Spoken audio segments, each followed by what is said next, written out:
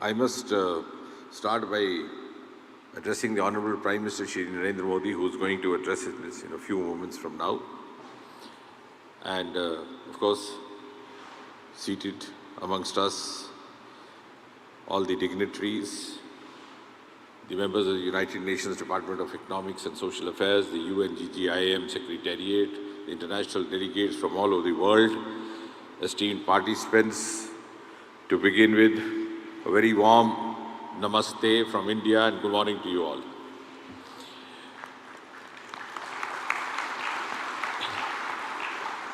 The tone and the tenor of the speeches that I was hearing right now left me wondering whether they were excited about the geospatial theme or about getting together after a long spell of pandemic. Even if that be so, I have no regrets, because the scientific meets like this, the academic events like this, have a lot of supplementation through the fellowship angle, which supplements the bonds both academically, scientifically. And I'm sure now, after having gone through those 3 years of virtual speaking to each other, when you don't know whether the other side is listening or not, or you keep talking to yourself alone, I think this is a good change, and now you've come back to the real world. Because at one time it used to appear as if you would not be able to recognize each other when we see each other without a mask, but I'm glad that we are still same, and the faces remain the same, and we are able to identify each other unmasked as well. Now, when I was referring to the Honorable Prime Minister, I must also confess over here that this event has been to a great extent possible, and we are meeting here under this roof, in this room, also to a large extent because of the patronage, the support, and also the encouragement of the political dispensation in India today.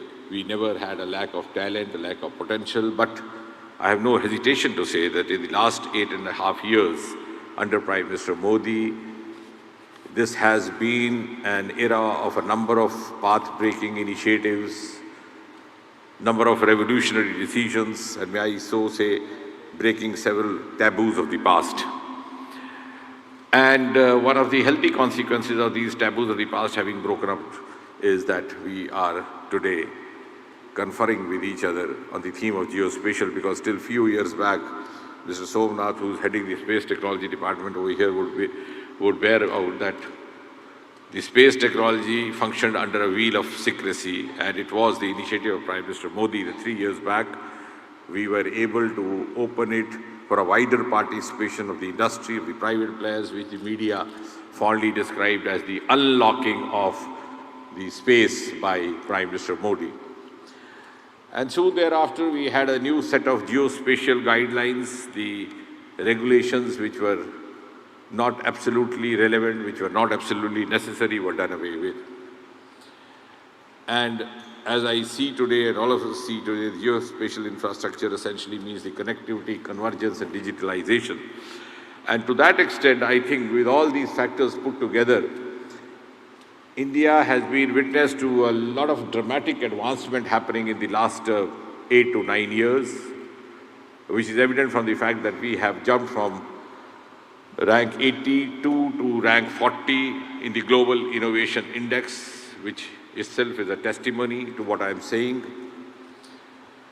But as we are now today a part of the global world, and we are also here to discuss a theme which has more of a global relevance, I think the two important issues which deserve to be addressed by this galaxy of academicians and scientists over here is that the technology is becoming available increasingly, next generation, but the adaptability of the technology is not uniform across the world. There are certain nations, certain countries quicker to adopt it, certain little late, certain even more late, certain very late.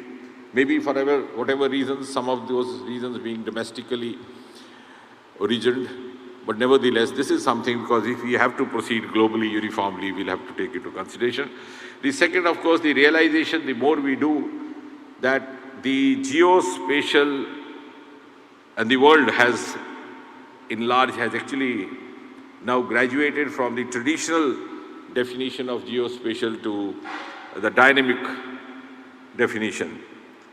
And we have come a long way since the times when we used to look into those long pipes and make maps on the paper, to this geospatial technology actually overtaking everything in a very fascinating way. And therefore, when we talk of the futuristic technologies, futuristic themes, or sit down to design them, because we have policymakers amongst us in this room, I think it's also important to take into consideration the requirements of the various stakeholders. So the research cannot be happening in isolation. So it has to be a good uniform balance, or synchrony or synergism of research, academia and industry, and so that we take up projects which have relevance for the industry, for the stakeholders, so that they become sustainable. So sustainable goals, as is being talked in every field, equally as much applies in the geospatial as well. And when I say so also with a great sense of responsibility, because India itself has a huge stake in this field.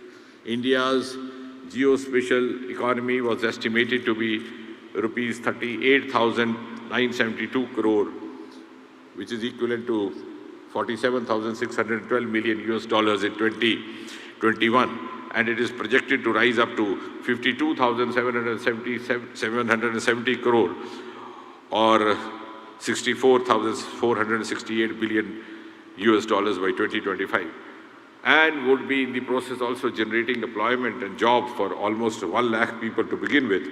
So we have a huge stake in this. It's not just only for the research and for the brainstorming that we are doing, but we are also looking forward to larger goals in a heterogeneous and a vast country of 1.3 billion that is India.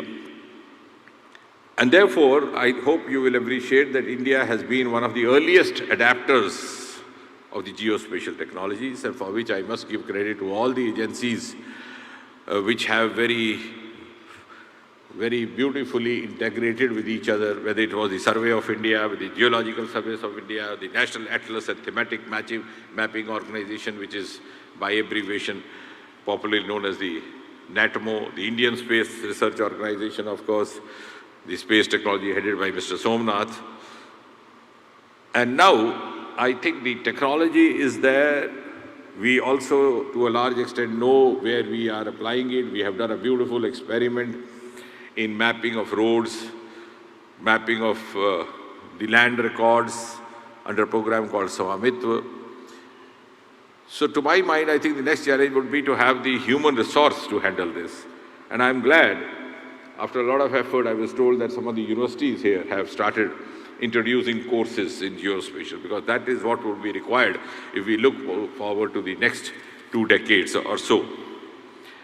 And the new guidelines also, and I'm also, I think, quite excited that we have quite a few startups. I was told about more than 250 startups all in the geospatial theme. And that is remarkable when you realize that the space technology was opened for startups only about 2 or 3 years back, and we had an agency in space in place only 1 year back. In fact, today happens to be their first birth anniversary as well. And the geospatial itself is going through its infant years. So that much of enthusiasm, potential, capability, capacity and urge is available in the young minds. So how best to streamline them, that is the issue before us, not necessarily a challenge. And I think the answer again is an integrated approach. And the exhibition that is going on right now, I'm sure will be able to showcase some of those innovative entrepreneurship potentials. The recent COVID, of course, India had a lot of success stories to offer to the rest of the world. One of them, of course, was the geo-enabled technology to develop an app which came very handy during these COVID pandemic days. And of course, the telemedicine I did not have to spell out. So India today is in a position to offer cues for many of its collaborators. India is also in a position to take a lead in certain ways. But for that, we are constantly endeavoring to build our capacities and also to be self-reliant so that we are able to do it indigenously without having to depend much on the extraneous factors which the Prime Minister keeps referring to as Atma-Nirbhar Bharat. And therefore, to conclude, I would say that the global geospatial ecosystem will have to simultaneously take into consideration the social factors, the economic factors, the environmental factors, and take them from a global, holistic point of view.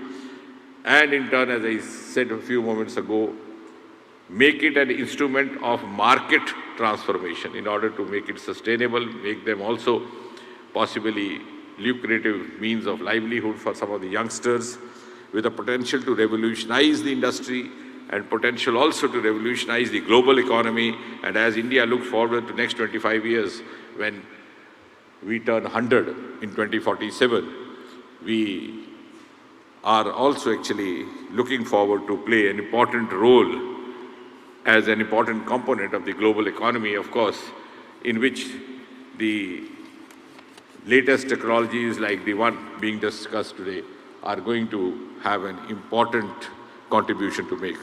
So I'm sure you will have a good academic feast, and at the same time, as Mr. Stephen was thanking us for hosting, I'm sure the hospitality will not let you down, and you'll look forward to coming back to India again and again. Thank you very much.